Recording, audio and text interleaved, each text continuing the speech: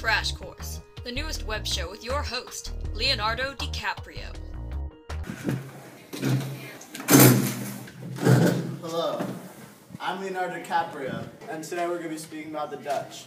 They came here in 1609, and using the Northwest Passage, they came... No. Anyway, he went on to find the Northeast Passage. Is that right? There's no such thing as the Northeast Passage. In 2025, Leonardo... Oh, cut! Leonardo, this is like... I quit! I don't want it! We interrupt this program to say that Leonardo DiCaprio has been fired due to knowing nothing about the Dutch. From this point on, our substitute, John Green, will be hosting the show. Hi, I'm John Green. And I'm John Blue, and this is Crash Course World History, and today we're going to talk about the Dutch colonization of the Americas. We apologize for the change of set, as you may have noticed, but after Leonardo was fired, he consistently harassed us at the old studio, so we were forced to relocate. So let's talk about the Dutch, John. Okay, John. In 1609, the Dutch began a search for a northeast passage to Asia. The Northeast India Company, located in Amsterdam, hired English sea captain explorer Henry Hudson for the job. Hudson tried to sail around Scandinavia and Russia, but failed 2 times. He then set his sights on finding a northwest passage to Asia instead of returning home. When Hudson arrived off the coast of what is now Cape Cod, he sailed into the mouth of a large river, which was later named the Hudson after him. The explorer sailed as far as his ship would go until he reached shallow shores, and claimed the entire Hudson River Valley for the Dutch East India Company. This area included present-day states, Delaware, New Jersey, and New York. Gotta love New York, huh? That's right, John. In 1613, a treaty between the 5 nations of the Iroquois and the Dutch was made. The treaty was recorded on a wampum belt, which is an intricately decorated belt made of beads, as seen in this picture. This is incorrect. I apologize. This is, oh my god, I am so sorry. This is a good example of a wampum belt. This treaty was then named the Two-Row Wampum Treaty. It later came to symbolize a peaceful coexistence between the Iroquois and the Dutch. A year later, in 1614, due to Henry Hudson's good relationship with the natives, Fort Nassau was established, becoming the first of many trading stations to be built. It should also be known that most settlements in the Americas made by the Dutch were made for trading purposes instead of religious purposes. Like the Dutch colonists in Virginia, the Dutch did not like agriculture, but instead took to the fur trade. Jan Rodrigues, a Dutch trader, spent the winter of 1613 to 1614 trapping fur pelts and trading with the natives. He was the first non-Native American to do so. After this, the Dutch always managed to maintain peaceful trading agreements with the Native Americans in their American colonies. In 1624, the Dutch East India Company once again crossed the Atlantic. To gain territory for a newly planned colony, Adrian Block became the first European to explore what is now Long Island and the mainland near it. He then claimed the land as New Netherland. Not long after, Peter Manwheat. Actually, John, it's pronounced Minuit. It's French.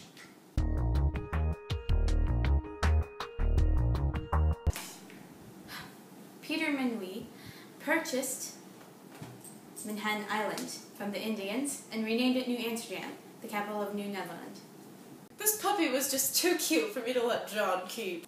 Anyways, sadly, in 1664, after the First Anglo-Dutch War, New Netherlands was taken by the British and renamed New York. At this time, many Dutch settlers were forced into being sold into slavery in the British colonies of Virginia.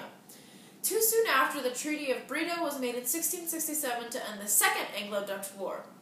Thankfully, 6 years later, in 1673, the Dutch chartered a fleet of 21 brave ships to take back New Netherland. The capital was renamed New Orange after William of Orange, the Lord Lieutenant of Holland at the time. As soon as the Dutch came to the Americas, they were establishing trade networks. The first of these to be made was with the Algonquian Indians, who lived in the New Netherland area. The Dutch completely depended on the natives to provide the goods to be traded, namely pelts. The natives gladly delivered on behalf of their good relations with Henry Hudson. In exchange for the labor from the natives and the right to ownership of their land, the Dutch mistakenly thought that gifts in the form of manufactured goods would be proper consolation. This was probably due to the fact that the Dutch and the Indians had incredibly different concepts of ownership and land, which could not be explained to each other, because they could not understand a word of each other's languages for the most part, just like fire and ice.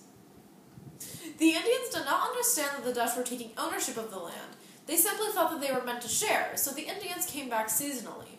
This obviously eventually led to some violent conflict between the Dutch and the Indians. The Dutch Parliament chartered the West India Company, to not be confused with East India Company, in 1624, which in turn sponsored 30 families to come to the New World and settle in the Dutch territory. The company then established many joint stock companies in South America. The 30 families established a settlement in modern-day Manhattan, which we know was called New Amsterdam at the time. When New Amsterdam was theirs, the Dutch built Fort Orange, which protected the settlers all along the Hudson River. So what is a joint stock company, you ask, John? Yes, that's right, I heard you in the back there. Anyways, a joint stock company is a company that is owned by its shareholders. Basically, governments like that of the Netherlands would create joint stock companies to make sure that the company was completely owned and controlled by the government itself, which is why they were quite common in colonies in the Americas. So why have we been talking about this with such enthusiasm? Because if the Dutch-American colonies had not existed, many of the ideals set in the American Constitution would be drastically different. The culture that characterizes the region of New York and northern New Jersey, i.e. civil liberties and pluralism, poof! Imagine they were never around in the first place. So what is pluralism? Yes, this is me getting back at you for joint stock companies, John. Pluralism is the idea that politics and decision-making for the government should be left to the government, with non-governmental sources left to exert their own influences. And now it's time for the not-so-secret compartment.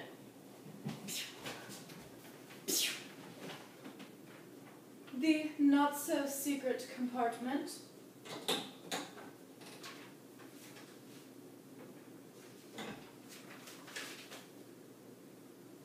Sugar? Ah, yes. The Dutch colonies in the Americas relied heavily on trade, whether it be with the Native Americans, the Europeans, or the Africans. And how did they get the goods such as sugar for this trade? An open letter to slaves. Oh, slaves. No matter how grotesquely terrible your conditions were, there's no doubt that you were an integral part of society, not to mention economics.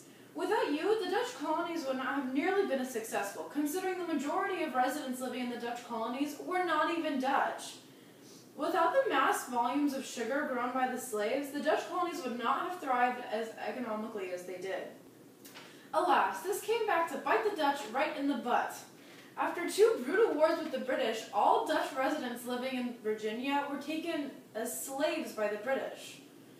If this isn't karma, I don't know what is. The New Netherlands colonies was meant for business to increase profit for the stockholders of the West Dutch Company. There are lots of slaves and many different Europeans, so you could hear many different languages such as Dutch, French, Flemish, Swedish, Danish, Finnish, and many other European languages, and some African languages.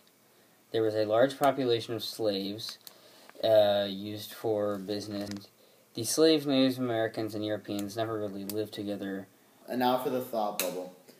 Today we'll be talking about the Kieft War, also known as the Wappinger War, which started in 1643, and it was a war between the Dutch and the Indians.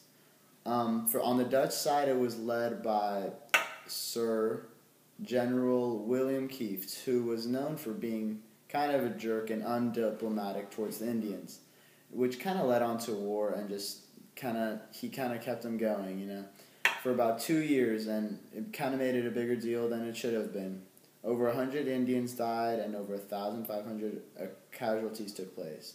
Now, after 2 years, both sides realized that nothing was going anywhere, so they just kind of settled and became peaceful. Of course, William was fired, and he was replaced by Peter Stuyvesant in 1645, who was a lot better because there didn't seem to be much war after he replaced and took office. Thank you, and that's it for the thought bubble. The Dutch colony in America was founded for trade, not for religious reasons, which were so prominent in the neighboring English colonies. As the Dutch directors of the West India Company tried to recruit settlers, They realized that intolerance and religious persecution would keep many prospective settlers away. Consequently, they paid service to the Dutch Reformed establishment, but allowed dissenters to practice their religion in private. Proctor Smith has written a clear, persuasive account of religion and politics, as shaped by the Dutch trading interests in both Europe and New Netherland.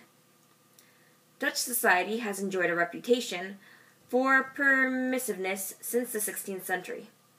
The Dutch colonies in the Americas were one of the few societies that tolerated religious dissenters of all persuasions in that time period. The Dutch Republic established Calvinism as their religion, a constant throughout their time in the Americas. This concludes our episode of Crash Course with John Green. Join us next week to learn about the Mongols. Hi, my name is Quiana Jeffs, not John Green as you may have thought, and I'm the executive producer. Hi, I'm Victoria Tintori, not John Blue, and I'm the producer. Hello, I'm Sebastian Auerbach, and I'm the associate producer of this film. Hi, I'm Noah. Hi, I'm Sarah Holland, and I was the editor of this movie, which is pretty much the best job because this means that I can do this.